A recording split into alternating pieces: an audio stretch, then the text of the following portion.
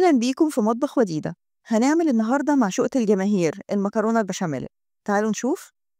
هنجيب حلة فيها مية سخنة ونص معلقة ملح وكيس مكرونة فرن نحطه، ومن غير أي زيوت خالص، يعني هي مية سخنة وملح بس.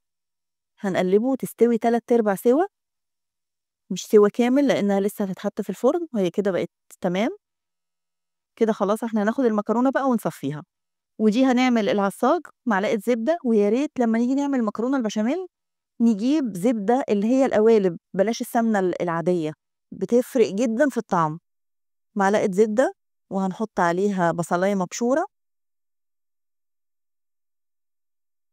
ونقلبها كويس لما لونها يبدأ يعني مش ذهبي، أفتح شوية. هي الشكل ده كده تمام. هنحط عليها ربع كيلو لحمة مفرومة، لأن أنا عاملة كيس مكرونة اللي هي بتبقى 400 جرام، ده ربع مفروم. نقلبها كويس في البصل، وبعد كده نحط التوابل نص معلقة صغيرة ملح، ونص معلقة صغيرة فلفل أسود، وربع معلقة قرفة. القرفة بتخلي اللحمة المفرومة طعمها حلو وريحتها حلوة. هي ربع معلقة صغننة. هنقلبها كويس قوي لحد ما تتشوح وتنشف خالص. هي بتنزل طبعا مية وتنشف منها بالشكل ده. هي كده استوت خلاص، كده بقت تمام. هنبدأ بقى نعمل البشاميل.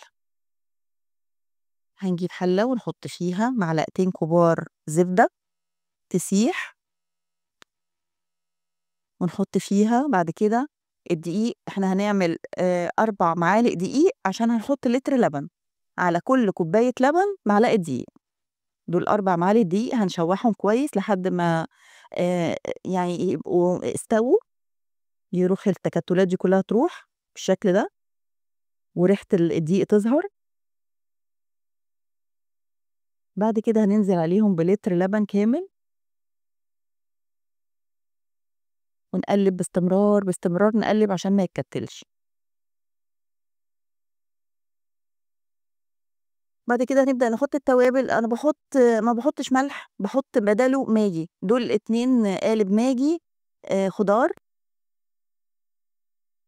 ونحط عليها ربع معلقة فلفل أسود وربع معلقة قرفة، ربع معالق صغيرة بتاعة الشاي، ونقلبه. نبدأ بقى نقلب باستمرار لحد ما القوام يتقل شوية. كده تمام، القوام تقل. أنا ما باحبوش تقيل أوي، يعني هو أنتم لو هتشوفوه هتلاحظوا إن هو خفيف. هنجيب بقى بعد كده الكريمة، ونحط تقريبًا نُص علبة الكريمة اللباني دي، بتدّيها دسامة وطعم رهيب.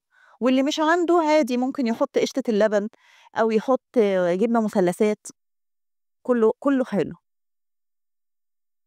بعد كده هنحط شوية في القالب البايركس، شوية بشاميل، ونحط نُص المكرونة، نُص المقدار اللي إحنا عاملينه بالضبط. نبدأ نوزّعه كويس، ونحط عليه تاني من فوق. بعد ما نوزّعه نحط عليه تاني من فوق بشاميل، عشان يبقى كل المكرونة شاربة بشاميل كده وjuicy وحلوة. إمم. أهو نحط عليها شوية بشاميل حلوين، نغطّي كل المكرونة بيه، وبعد كده هننزل بالعصاج، اللحمة المعصجة اللي إحنا عاملينها، نحطها ونوزّعها كويس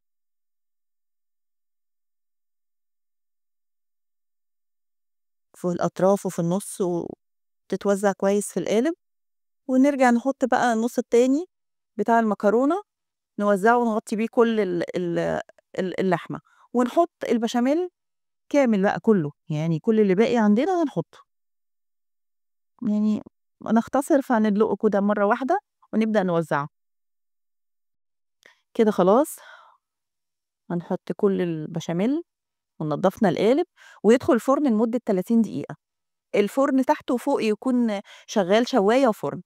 كده طلع بعد 30 دقيقة، سِبناها تقريبًا ربع ساعة كده والّا نُص ساعة تبرد، قطّعنا أهي قطع juicy جدًا، طعمها فظيع، هتعجبكم جدًا. جرّبوها بالطريقة دي، حلوة أوي، أوي، أوي. ولو عجبكم الفيديو ما تنسوش اللايك والاشتراك عشان يوصل لكم كل جديد، وبألف هنا.